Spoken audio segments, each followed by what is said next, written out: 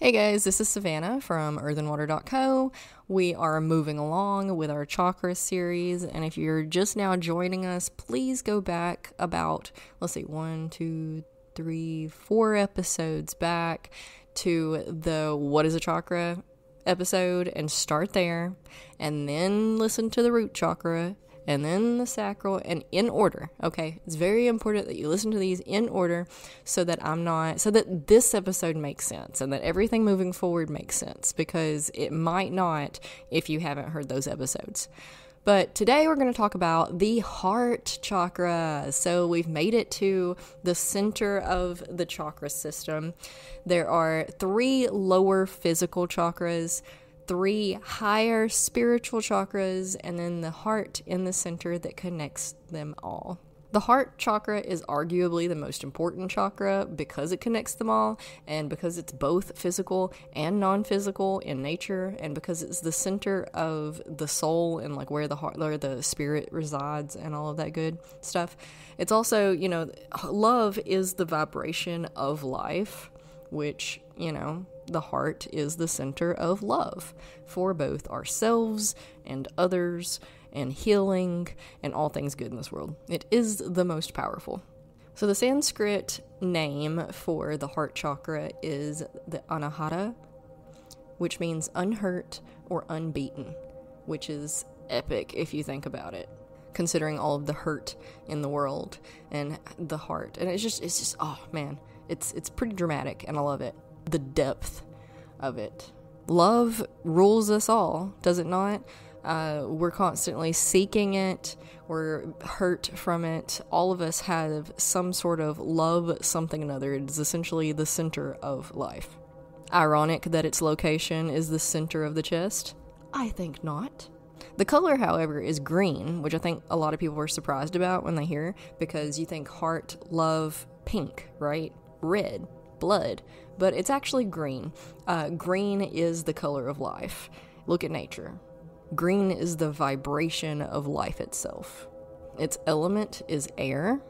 And most of the heart chakra things are going to be pretty intuitive because we're so understanding of what love is, more or less, and the things that the heart would navigate or govern, shall say.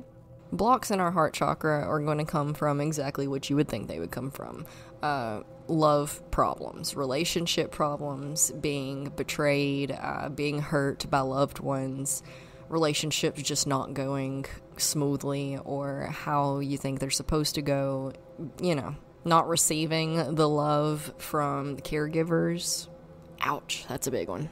It's important to note, though, that blocks don't always come from other people. Sometimes we give them to ourselves because of our own judgments of ourselves. Self-love is a big thing here. So how you speak to yourself, how you treat yourself, how you always have spoke to yourself and treated yourself is going to cause blocks here if it's not a positive interaction. I saw a thing just a couple of days ago that was talking about how you are the only person who has spent every waking moment with you your entire life. You're the only person who understands you as in depth as could possibly be. Nobody else is going to understand you at the depth and level at which you are able to understand you at. Nobody else has woke up with you every morning and went to bed with you every night and been there through every single thing and know all your dark secrets and everything. Which also means that no one is capable of loving you as deeply as you are capable of loving you.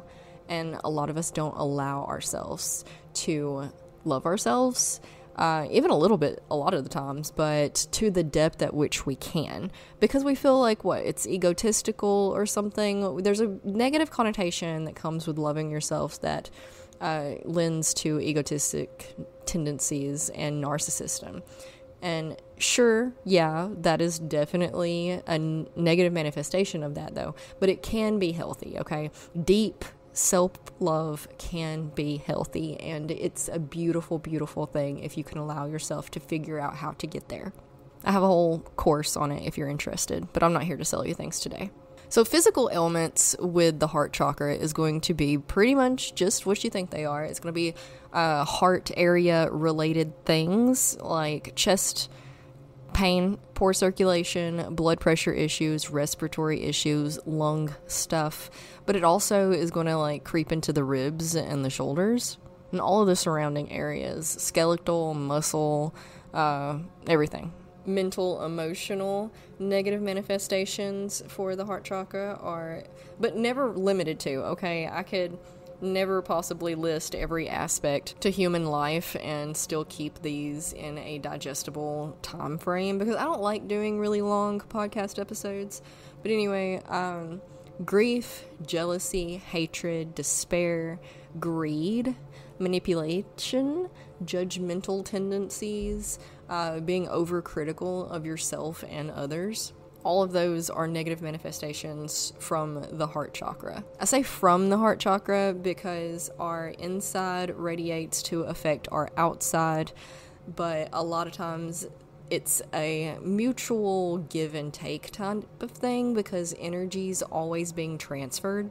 It's never destroyed or created. It's always just transferred from one thing to another. So it comes into us from somewhere, but then it projects out in negative manifestations if we haven't cleared and transmuted that negative energy. But if we can teach ourselves to clear and transmute that negative energy and turn it into something positive and only allow positive energy within our aura, within our chakras, and to radiate from us, then that, better.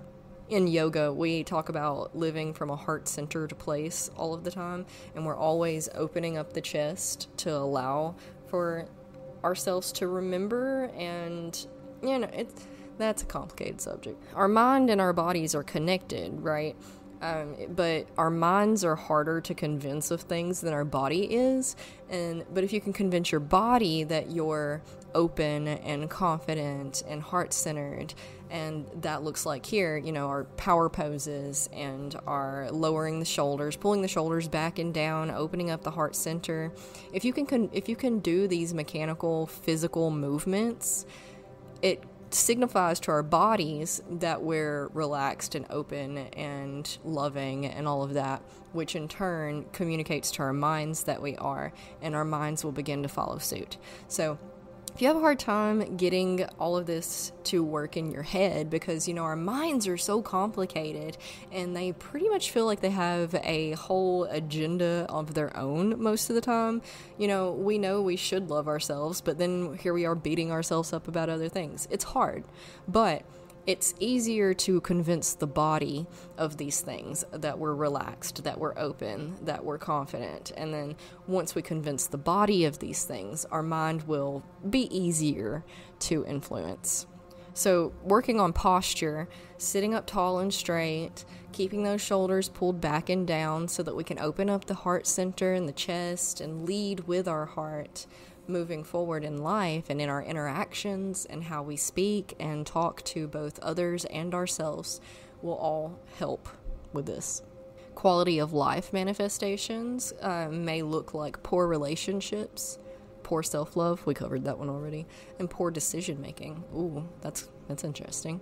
Because, everything comes back to how we feel about ourselves and whether we think we're worthy of this or that, or whether we feel like other people are worthy of this and that. And that's a heart-centered thing. That's a heart chakra thing.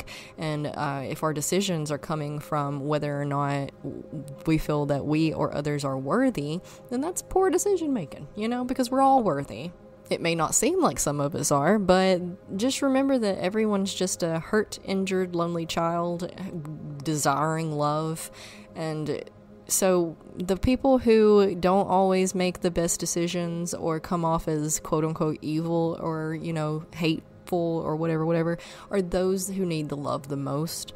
And love heals all, right? So if you interact with these people, if you come across these people, I know it's hard, and knowing and doing it in the field when you come in contact with it are two completely different things. Putting it into practice is a lot harder than just knowing that that's what you're technically quote unquote supposed to do. It can be difficult, but that's why it's called a practice. When you come across hatred and hateful people, then just know that they're the ones that need the love the most. and meet them with kindness and compassion, and put up your walls so that their angry energy does not affect you, okay? You know what walls I'm talking about. You're probably already, most of us put up a lot of walls around our heart to protect it, and that can be super beneficial in a lot of situations, but it's also not great when we're trying to connect with others on a positive manner and build those relationships and in-depth community, camaraderie, all of those things that we all crave. So just, know that moving forward. Again, eating your green foods, wearing your green shirts and clothes, and spending time in nature. All of those are super helpful with healing the nature chakra. I've been watching a lot of Naruto lately. It's not wrong, but the heart chakra. All of that's super helpful, but unless you understand yourself, start asking yourself why you feel this way or that, why that led to that, why this is that way, and just try to understand your blocks, yourself, your stories, your past, your interactions. Try to understand everything you possibly can about yourself and your inner workings, because that, identifying your specific blocks, is the best way to really heal them and to a point to where they won't keep coming back, because they will keep coming back until you heal them completely. And sometimes that takes a little bit of time, and sometimes we get knocked back a little bit in progress. It happens. It's okay. It's all a work in progress. Just trust the process. It can be time consuming. How old are you? It took you that many years to get to this point. It's going to take you at least a few months, if not a few years, to undo all of the damage that was done to your chakras over that amount of time. So just be patient with yourself and others, especially when those others are not aware of the energy work and the things possible in this realm. That being said, you can always go for those generic affirmations. I love, I am loved, I am cherished, I am needed, I forgive, because forgiveness is a big part of all of this, all of the chakras, honestly. A lot of people give us their beliefs and their problems and their energies, and they don't do it consciously. They do it subconsciously. On a subconscious level, they feel like giving it to you will make it less in them, and that's not true, as we know. But sharing is highly valuable when it's coming from a compassionate and empathetic place of understanding and healing and desire to heal and not just spread it around. Crystals that can help you with your meditation practices and your rituals and whatnot are emerald, jade, rose quartz, which is not a green stone, but it is a stone of love, green tourmaline. And to use those, if you're not aware, all you have to do really is hold them and have them around and be like, I want you to do this. And that's basically it. That's how you put your intentions into it. You can talk to it or you can say it in your head. Just look at it, hold it, and just be like, I want you to help me love myself, and then stick it in your pillow or whatever. They're just tools to amplify your own magic. You got this. So yeah, work on those things. I'm a huge advocate of posture. It has so many good uses, not only for the heart chakra, but for our confidence levels, for our anxiety levels, for our self-esteem levels, for interacting with other people, for manifesting and using the law of attraction, controlling those emotions and vibrations. Back pain, just, basic bare bone stuff, back pain. I used to not stand up straight. I would not sit up straight because I was terrified that somebody was going to think I was stuck up. That's a terrible belief. Don't take that on. If you have that, stop doing it right now. Sit up straight because it benefits all sorts of things, and it is the simplest thing that you can do to better your life in a lot of areas. So all of that being said, stay tuned for the next 3 chakras episodes, which are going to be more of the fun stuff that people like to hear about, the third eye stuff, even though, yeah. But let me know your questions about this chakra, those chakras, all the chakras, and all the things energy work related. come join us in the Facebook group. And there's an accompanying blog post to this episode that has all of the notes written down so that you don't have to take notes during any of my podcast episodes, because I always have a blog post that accompanies every single one of them.